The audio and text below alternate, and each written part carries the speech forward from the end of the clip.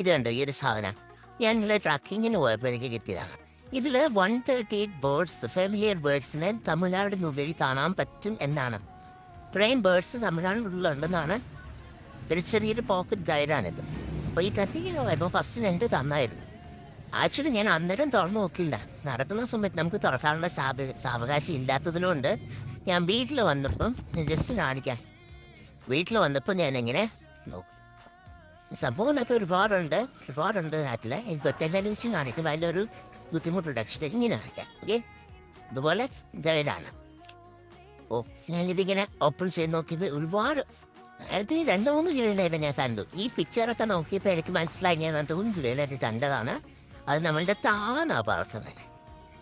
തലയ്ക്ക് മുകളിൽ കൂടെ പറക്കാൻ പറയുന്നില്ലേ, നമുക്ക് പിടിക്കാൻ പറ്റൂ അതില്ല. പക്ഷെ നമ്മളെ തൊട്ടോ എന്ന് പറഞ്ഞിടകൾ ഇങ്ങനെ പറന്ന് കളിക്കുന്നത് ഞാൻ കണ്ടായിരുന്നു. സത്യം പറഞ്ഞാൽ എൻ്റെ ഒരു ഫസ്റ്റ് എക്സ്പീരിയൻസ് ആയിരുന്നു. എനിക്ക് ഭയങ്കര സന്തോഷം എനിക്ക് പോകാൻ എൻ്റെ ജീവിതത്തിൽ പറ്റിയത്.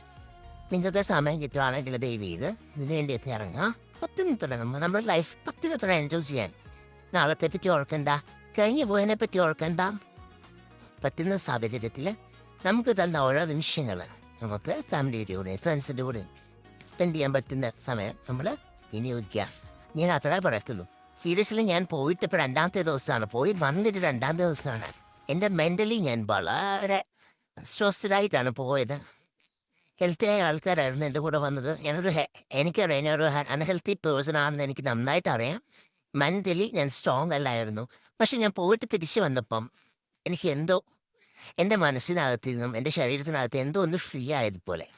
സോ ഇതിനു വേണ്ടി നിങ്ങളും പരിശ്രമിക്കുക. പറ്റുന്നത്ര എൻജോയ് ചെയ്യുക. ലൈഫ് ഒരു ലൈഫല്ലേ ഉള്ളൂ. അത് നമ്മളുടെ ചുറ്റുപാടുകൾ മാത്രം കണ്ടു പോകാൻ ശ്രമിക്കുക ഫസ്റ്റ്. പിന്നെ നമുക്ക് നമ്മളുടെ സാമ്പത്തികം അനുസരിച്ച് നമുക്ക് അങ്ങോട്ടും ഇങ്ങോട്ടും ഒക്കെ പോകാം. ഇല്ല ഞാൻ ഒരിക്കലും പറയത്തില്ല.